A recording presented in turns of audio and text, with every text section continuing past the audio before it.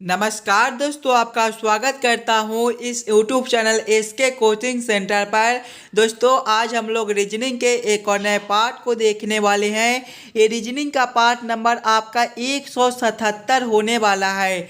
अगर आप लोग इससे पहले वाले पार्ट नहीं देखे होंगे तो ज़रूर जाकर देख लीजिएगा। इस पार्ट के अंदर आज हम लोग रीजनिंग के 14 अलग अलग प्रकार के इम्पोर्टेंट प्रश्न को देखने वाले हैं, जो कि आपको आने वाले आगामी सभी परीक्षाओं के लिए काफ़ी इम्पोर्टेंट होने वाला है। तो सभी प्रश्न को पहले आप लोग खुद से ज़रूर सॉल्व करने की कोशिश कीजिएगा और आप लोग हमारे साथ अंत तक ज़रूर बने रहिएगा। चलिए हम लोग एक नंबर क्वेश्चन की ओर चलते हैं।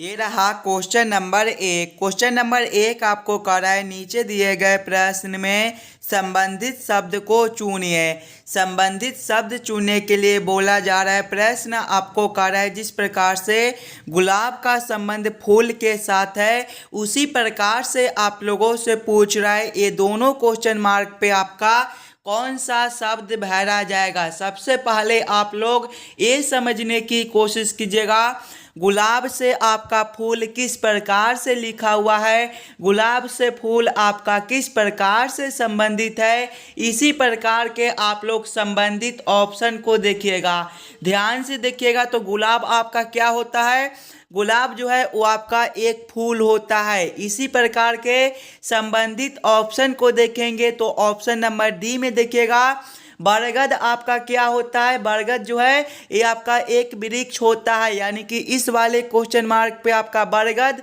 और इस वाले क्वेश्चन मार्क पे आपका वृक्ष भरा जाएगा। क्वेश्चन नंबर 1 का आपका ऑप्शन नंबर डी जो है सही उत्तर बनता है। चलिए अगले प्रश्न की ओर हम लोग चलेंगे, क्वेश्चन नंबर 2 की ओर। ये रहा क्वेश्चन नंबर 2। क्वेश्चन नंबर 2 आपको कह रहा है, नीचे दिए गए श्रृंखला को पूरा करें। यहाँ पर आपको श्रृंखला सीरीज से रिलेटेड प्रश्न दिया गया है। एक श्रृंखला सीरीज दिया हुआ है और यहाँ पर क्वेश्चन मार्क है। इस वाले क्वेश्चन मार्क पे आपका कौन सा संख्या भरा जाएगा, ये आप लोगों से पूछ रहा है। सबसे पहले आप लोग श्रृंखला को ध्यान से देखिएगा। देखिए, पहले आपका 400 लिखा हुआ है। 400 के आगे देखिएगा तो आपका -200 दिया गया है। -200 के आगे आपका 100 है। 100 के आगे आपका क्वेश्चन मार्क है। क्वेश्चन मार्क के आगे आपका 25 है और 25 के आगे देखिएगा तो आपका -12.5 दिया गया है। अगर आप लोग ध्यान से देखिएगा इस वाले श्रृंखला सीरीज को तो देखिएगा 400 के बाद आपका 200 है, -200 है। यानी कि यहाँ पर जो है वो आपका -2 कर दिया गया है, -2 कर दिया गया है। जब हम लोग 400 में जब -2 करेंगे तो ये आपका -200 आ जाएगा। उसी प्रकार से आगे देखिएगा तो -200 से आपका 100 है। यहाँ पर भी आपका -2 कर दिया गया है। जब -200 में हम लोग भाग करेंगे -2 से तो ये जो है ये आपका 100 बनेगा। आगे आपका क्वेश्चन मार्क है, यानी कि यहाँ पर भी हम लोग -2 करेंगे। जब हम लोग 100 में -2 से भाग करेंगे तो ये जो है ये आपका -50 हो जाएगा। आगे देखिएगा -50 से आपका 25 है। यहाँ पर भी आपका -2 कर दिया गया है। जब हम लोग -50 में -2 से भाग करेंगे तो ये जो है ये आपका 25 हो जाएगा। उसी प्रकार से आगे देखिएगा तो 25 से आपका -12.5 है। यहाँ पर भी आपका -2 कर दिया गया है। जब हम लोग 25 में -2 करेंगे तो ये जो है ये आपका 12.5 हो जाएगा। यानी कि इस वाले क्वेश्चन मार्क पे आपका -50 भरा जाएगा।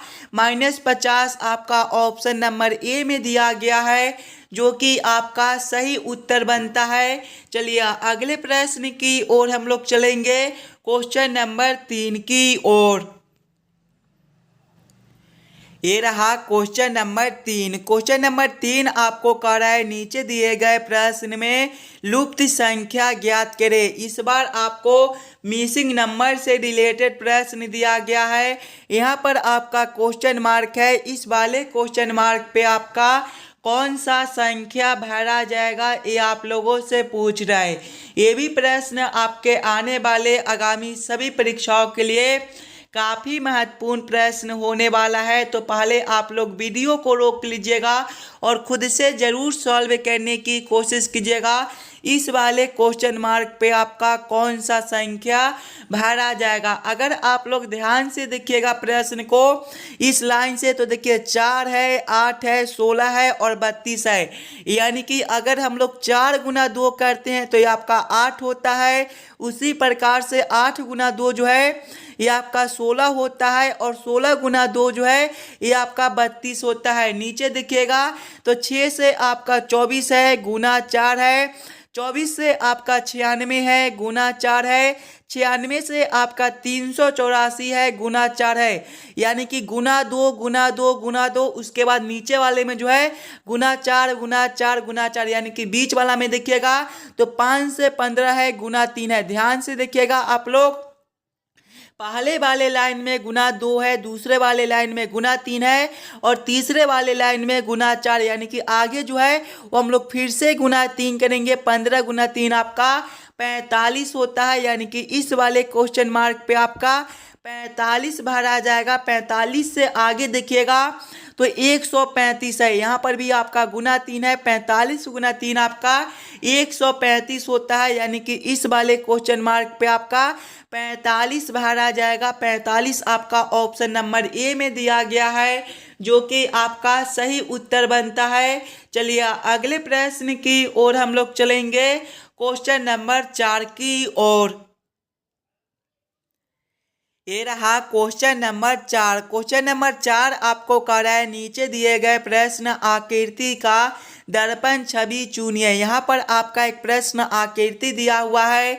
कुछ इस प्रकार का आपका प्रश्न आकृति है और प्रश्न आप लोगों से पूछ रहा है इस वाले प्रश्न आकृति का किस प्रकार से दर्पण प्रतिबिंब बनेगा। देखिए दर्पण जो है ये आपके कुछ इस प्रकार से दिया हुआ है। जब भी आपको इस प्रकार के दर्पण देखने को मिले तो प्रश्न आकृति जो है वो आपका उलटकर बायां से दायां की ओर चला जाएगा और दायां वाला आकृति जो है वो आपका उलटकर बायां में चला आएगा। यानी कि जब हम लोग इस वाले प्रश्न आकृति को इस प्रकार से उल्टेंगे तो आपका किस प्रकार का उत्तर आकृति बनेगा। सबसे पहला जो आपका ये आकृति दिया गया है ये आपका कुछ इसी प्रकार से रहेगा और ये जो आपका ई इधर दिया गया है ये आपका उलटने के बाद इधर कुछ इस प्रकार से हो जाएगा। ये जो आकृति आपका इस प्रकार से दिया हुआ है ये आपका उलटने के बाद इस प्रकार से हो जाएगा और ये जो आपका इस प्रकार का आकृति है ये आपका उलटने के बाद भी इसी प्रकार से रहेगा और नीचे वाला भी आपका कुछ इसी प्रकार से रहेगा। इस प्रकार का उत्तर आकृति आपका ऑप्शन नंबर सी में दिया गया है, जो कि आपका सही उत्तर बनता है। इस वाले प्रश्न आकृति का दर्पण छवि आपका ऑप्शन नंबर सी में दिया गया है। क्लियर है। चलिए अगले प्रश्न की ओर हम लोग चलेंगे, क्वेश्चन नंबर 5 की ओर। ये रहा क्वेश्चन नंबर 5। क्वेश्चन नंबर 5 जो है ये आपका वेन आरेख वेन डायग्राम से रिलेटेड प्रश्न है। लेखन सामग्री पेंसिल और आलू का किस प्रकार से वेन आरेख वेन डायग्राम बनेगा, ये आप लोगों से पूछ रहा है। सबसे पहले आप लोग ये समझने की कोशिश कीजिएगा लेखन सामग्री पेंसिल और आलू में कौन शब्द किसके साथ संबंधित है, किसके अंदर हम लोग किसको रख सकते हैं। अगर आप लोग ध्यान से देखिएगा यहाँ पर तो पेंसिल जो है ये भी आपका एक लेखन सामग्री ही है। यानी कि लेखन सामग्री के अंदर आपका पेंसिल हो जाएगा और आलू शब्द जो है ये दोनों शब्द से अलग है।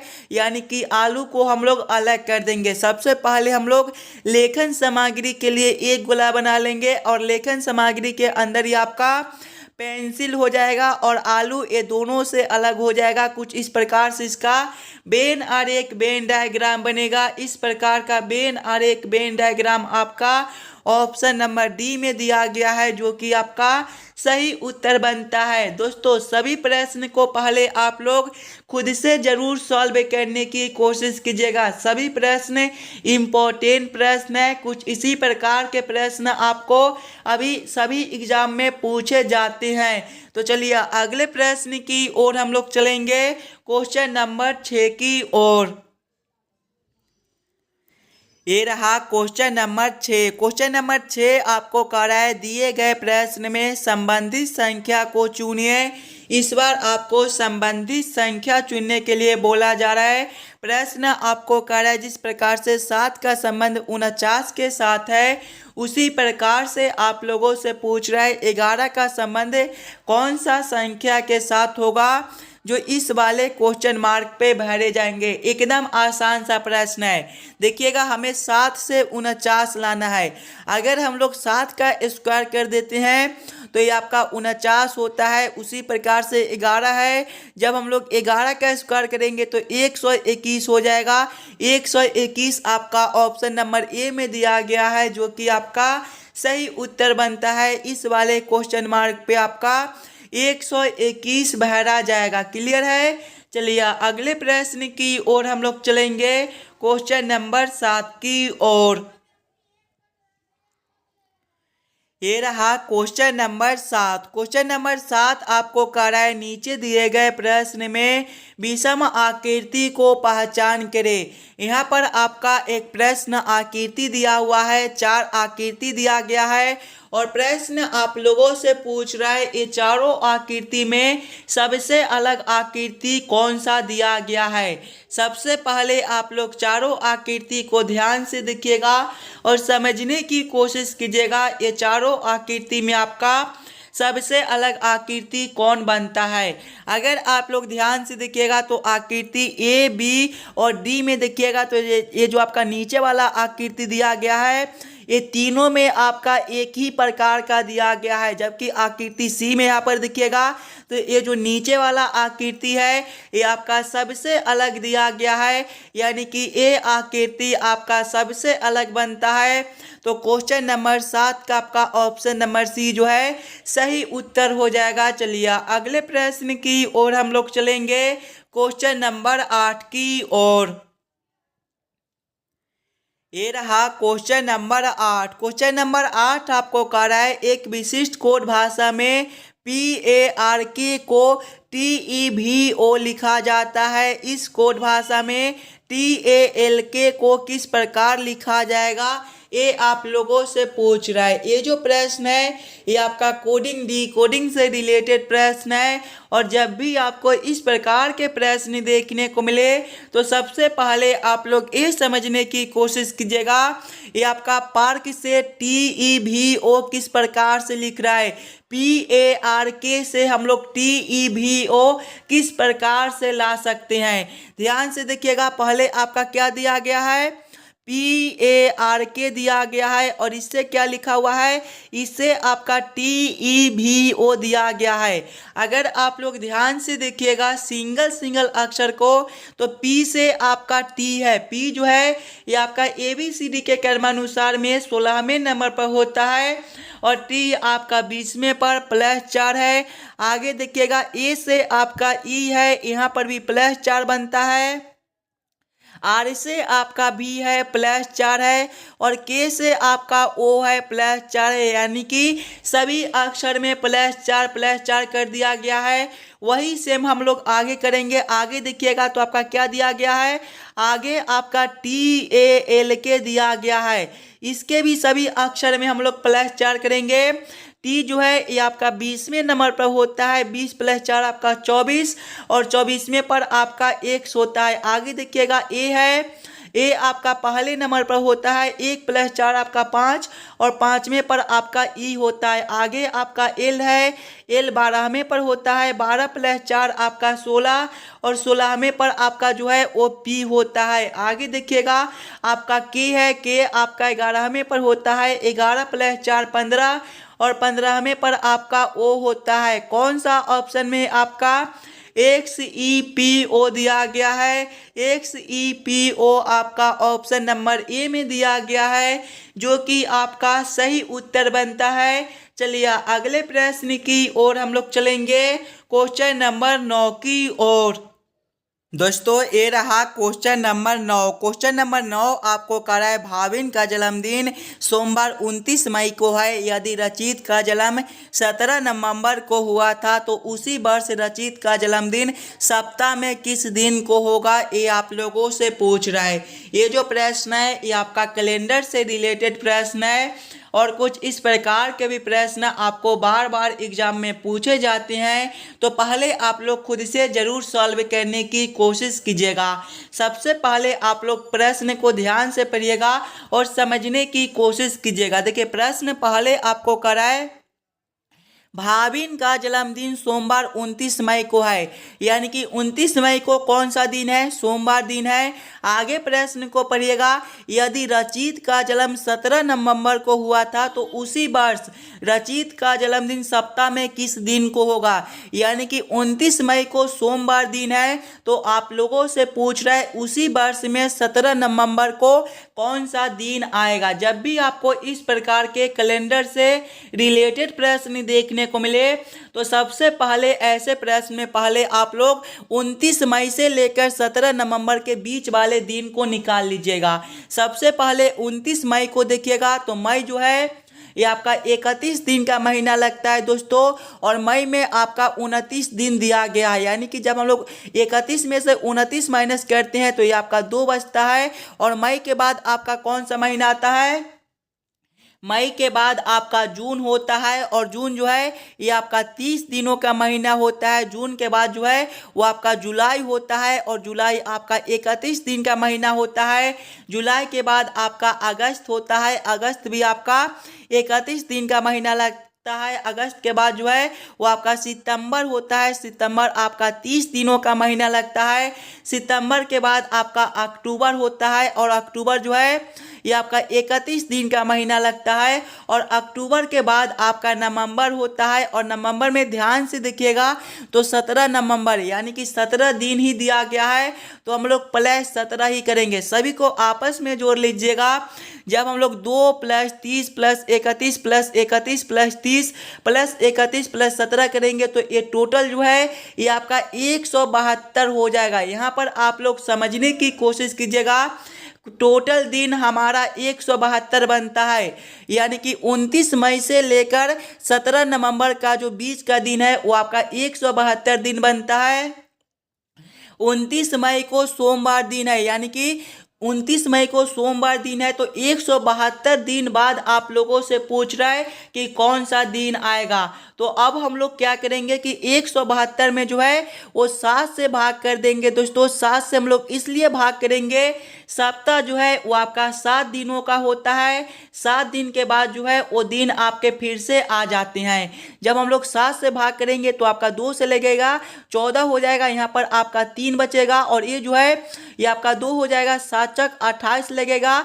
आपका जो शेष है वो आपका 4 बच जाएगा। यही शेष जो है वो आपका सही उत्तर बनता है। अब इसको हम लोग क्या करेंगे कि 29 मई को कौन सा दिन था, सोमवार दिन था, शेष हमारा 4 बचता है, तो सोमवार प्लस हम लोग 4 कर देंगे। सोमवार प्लस 4 आपका कौन सा दिन बनता है, शुक्रवार दिन बनता है। शुक्रवार आपका ऑप्शन नंबर डी में दिया गया है, जो कि आपका सही उत्तर बनता है, यानी कि 17 नवंबर का जो दिन है वो आपका शुक्रवार दिन पड़ेगा। क्लियर है। अगर आपको किसी भी प्रश्न में कहीं पर भी कोई दिक्कत हो तो हमें जरूर कमेंट करके बताइएगा। उस वाले प्रश्न को हम लोग फिर से अगले पार्ट में देख लेंगे। चलिए अगले प्रश्न की ओर हम लोग चलेंगे, क्वेश्चन नंबर 10 की ओर।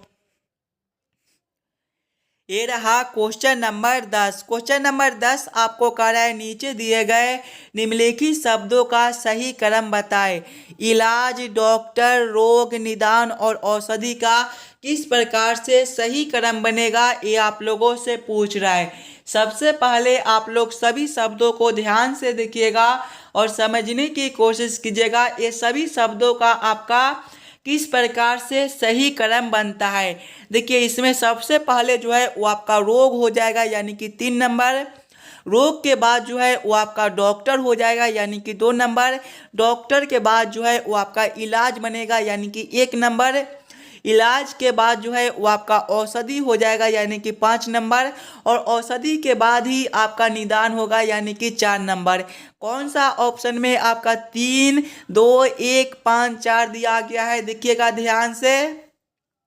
3, 2, 1, 5, 4 आपका ऑप्शन नंबर ए में दिया गया है, जो कि आपका सही उत्तर बनता है। ये सभी शब्दों का जो सही क्रम है वो आपका ऑप्शन नंबर ए में दिया गया है। क्लियर है। चलिए अगले प्रश्न की ओर हम लोग चलते हैं, क्वेश्चन नंबर 11 की ओर।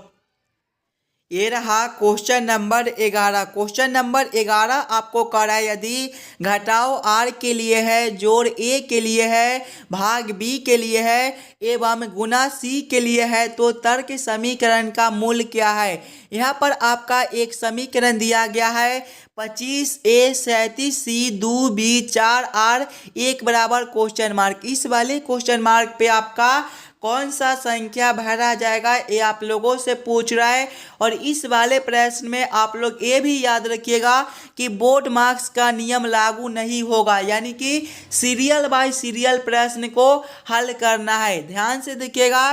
तो सबसे पहले आपका 25A दिया गया है। ए किसके लिए है, ये जो है वो जोड़ के लिए है, जोड़ जो है वो ए के लिए है, यानी कि यहाँ पर आपका जोड़ 37 हो जाएगा। उसके बाद आपका सी है, सी जो है वो गुना के लिए है, यानी कि यहाँ पर आपका गुना 2 हो जाएगा। उसके बाद बी है, बी किसके लिए है, बी भाग के लिए है, यानी कि यहाँ पर आपका भागा 4 हो जाएगा। उसके बाद आर है, आर आपका घटाव के लिए है, यानी कि यहाँ पर आपका घटाव 1 हो जाएगा। जब इस वाले समीकरण को हम लोग हल करेंगे तो सीरियल नंबर से हल करना है, यानी कि पहले हम लोग जोड़ का काम करेंगे। 25 जोड़ 37 आपका कितना हो जाएगा, 25 जोड़ 37 जो है ये आपका 62 बनता है। गुना करेंगे 2, भाग करेंगे हम लोग 4 और घटाव करेंगे 1। आगे देखिएगा 62 गुना 2 जो है 124 होता है, भागा करेंगे 4, घटाव करेंगे 1। जब हम लोग 124 में 4 से भाग करेंगे तो ये देखिएगा 124 भागा 4 जो है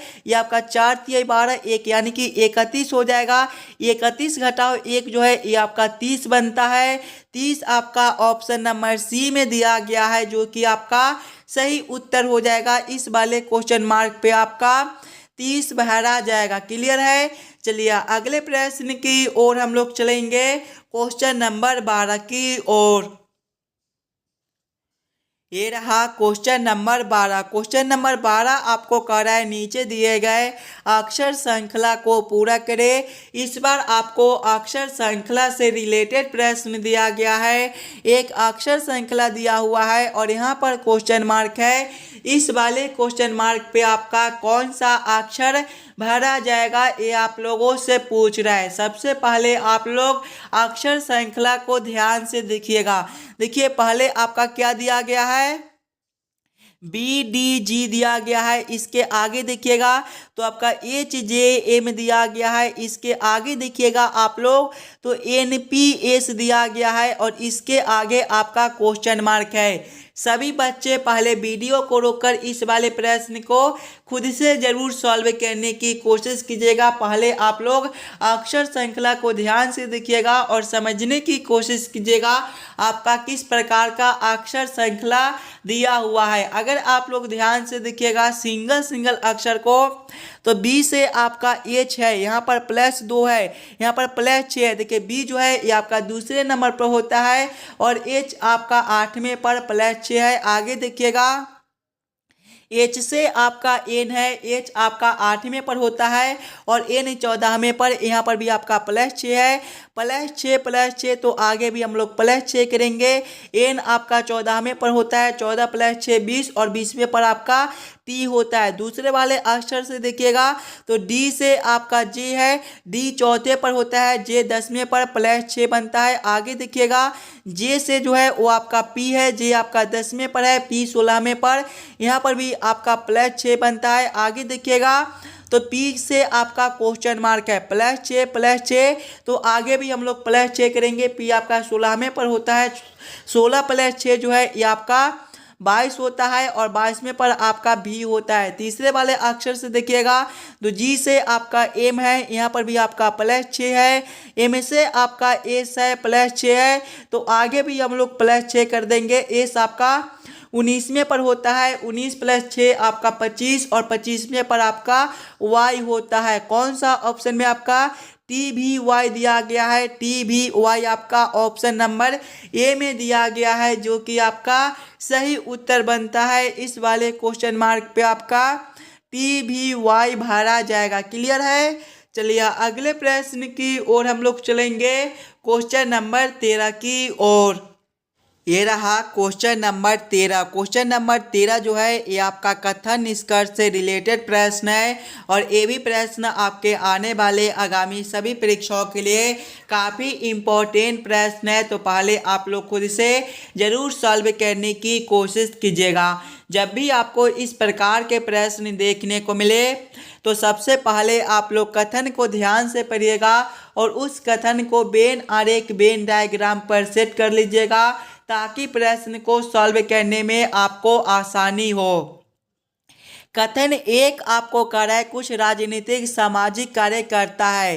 कुछ राजनीतिक क्या है? सामाजिक कार्य करता है। इसका वेन आरेख वेन डायग्राम आपका किस प्रकार से बनेगा? ये आपका राजनीतिक के लिए हो जाएगा और ये जो है ये आपका सामाजिक कार्यकर्ता के लिए हो जाएगा। यहाँ पर आप लोग नाम भी लिख लीजिएगा। ये जो है ये आपका राजनीति के लिए दिया गया है, यहाँ पर राजनीतिक भी लिख लीजिए ताकि आपको समझने में कोई दिक्कत ना हो। और ये आपका क्या है? ये जो है ये आपका सामाजिक कार्यकर्ता है। ये आपका क्या है? सामाजिक कार्यकर्ता है। इसको हम लोग केवल सामाजिक लिखकर छोड़ देते हैं। आगे कथन को पढ़िएगा। कथन 2 आपको कह रहा है सभी चिकित्सक सामाजिक कार्य करता है। इसका वेन आरेख वेन डायग्राम किस प्रकार से बनेगा? सभी चिकित्सक क्या है? सामाजिक कार्य करता है। यानी कि सामाजिक कार्यकर्ता के अंदर आपका क्या हो जाएगा? चिकित्सक हो जाएगा। ये आपका क्या हो जाएगा?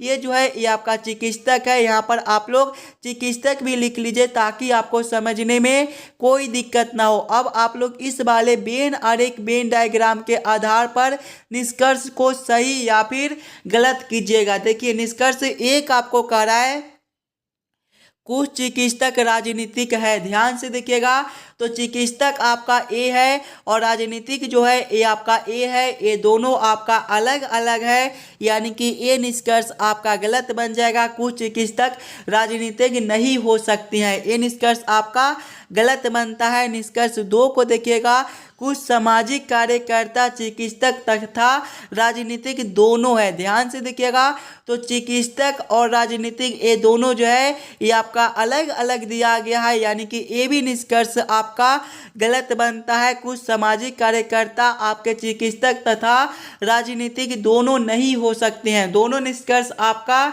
गलत बनता है। कौन सा ऑप्शन में दोनों निष्कर्ष को गलत किया गया है? ऑप्शन नंबर बी में देखिएगा तो न निष्कर्ष 1 ठीक है और ना ही निष्कर्ष 2, यानी कि क्वेश्चन नंबर 13 का आपका ऑप्शन नंबर बी जो है सही उत्तर हो जाएगा। ये दोनों निष्कर्ष आपके गलत बनते हैं। चलिए अगले प्रश्न की ओर हम लोग चलेंगे, क्वेश्चन नंबर 14 की ओर। दोस्तों ये रहा क्वेश्चन नंबर 14 और ये जो प्रश्न है ये आपके होमवर्क के तौर पे छोड़े जाते हैं। एकदम आसान सा प्रश्न है, थोड़ा सा दिमाग लगाइएगा तो इस वाले प्रश्न को आप लोग आसानी के साथ सॉल्व कर पाइएगा। और आप लोग हमें ज़रूर कमेंट करके बताइएगा कि इस वाले प्रश्न का क्या उत्तर होगा और आप लोग 14 प्रश्न में से कितने प्रश्न को खुद से सॉल्व किए हो। और जितने बच्चे इस वाले यूट्यूब चैनल पर नए हो चैनल को सब्सक्राइब और वीडियो को लाइक जरूर करके जाइएगा। चलिए हम लोग मिलते हैं आपसे अगले वीडियो में। धन्यवाद।